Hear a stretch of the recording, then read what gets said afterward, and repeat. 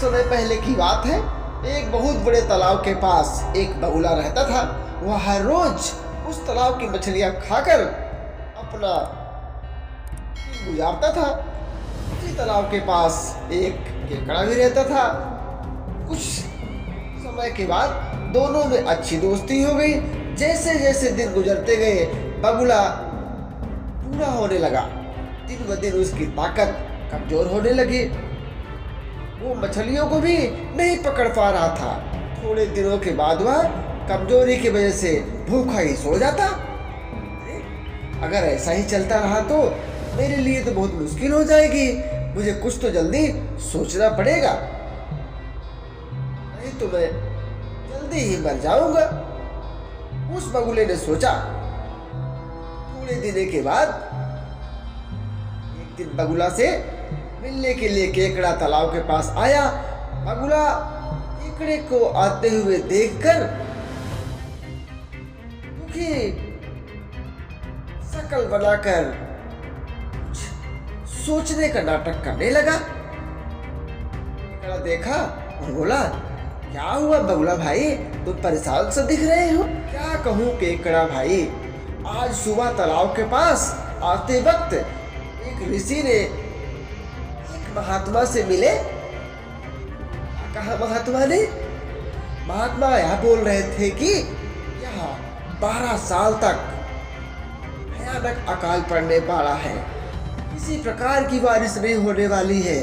यह सुनने के बाद मैं बहुत परेशान हो गया। मैं तो पक्का मर जाऊंगा क्योंकि मैं बूढ़ा हो गया हूं ना। लेकिन मुझे तो तुम लोगों की चिंता हो रही है। बारिश के बिना तुम लोग कैसे जियोगे भाई?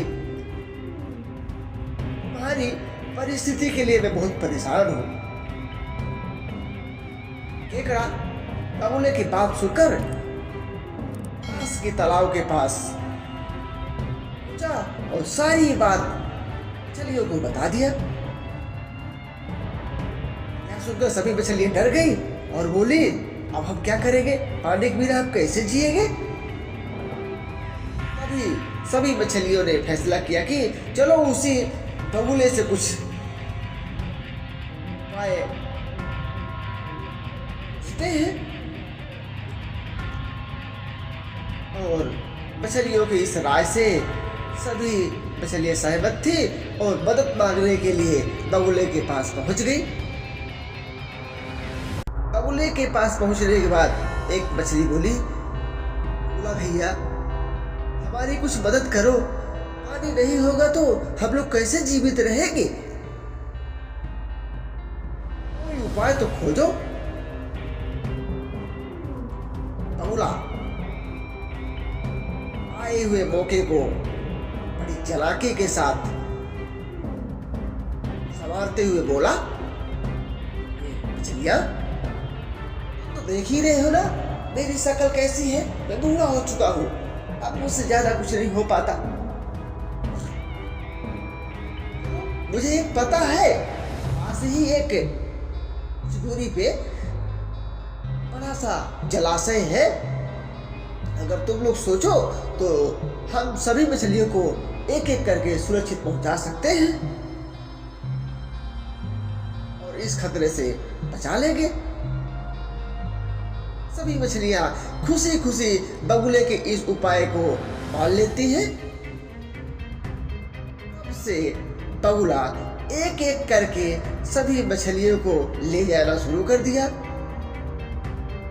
बगुला उन्हें तालाब के नाम पर लेकर जाता।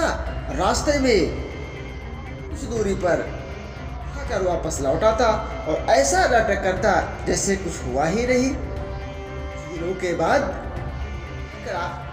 बगुले के पास आया और बोला, भैया क्या मुझे भी उस तालाब के पास ले जाओ? मुझे भी अपनी जान बचानी है बगुला भैया। अब बगुला के मन में लालच आ गया।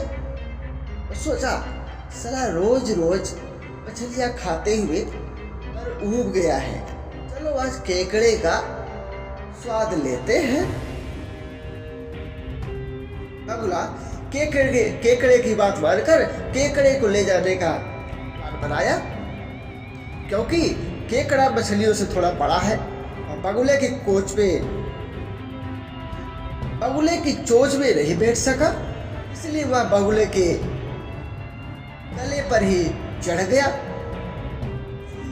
वह बगुले के पीठ पर ही चढ़ गया और आराम से बैठकर दोनों उड़ान शुरू कर दिए। कुछ समय के बाद जब केकड़े को तालाब नहीं नजर आया, वह धीरज खो बैठा और बोला, और कितना दूर है भाई तालाब जहां आपको ले जा रहे हो? तभी बगुला अपना आसान रूप दिखाना शुरू किया। मैं तो तालाब के पास नहीं लेकर जा रहा हूं, मैं तो तुम्हें बाकी मछलियों की तरह खाने वाला हूं भाई। बगुले का स्वार्थी रूप देखकर केकड़ा गुस्सा में आ गया और बगुले का गला जोर से अपने पंजों से पकड़कर दबा दिया। क्या बगुला तुरंत ही जमीन पर गिर गया। इस प्रकार बगुले से केकड़ा अपनी जान बचाकर उस तालाब के पास पहुंच गया। शेष बची मछलियों को भी पूरी कहानी बताई। सभी मछलियों ने निर्णय किया कि बिना सोचे समझे किसी भी व्यक्ति पर यूं ही भरोसा नहीं करना चाहिए। तो दोस्तों, हमारी कहानी से आपने क्या सीखा?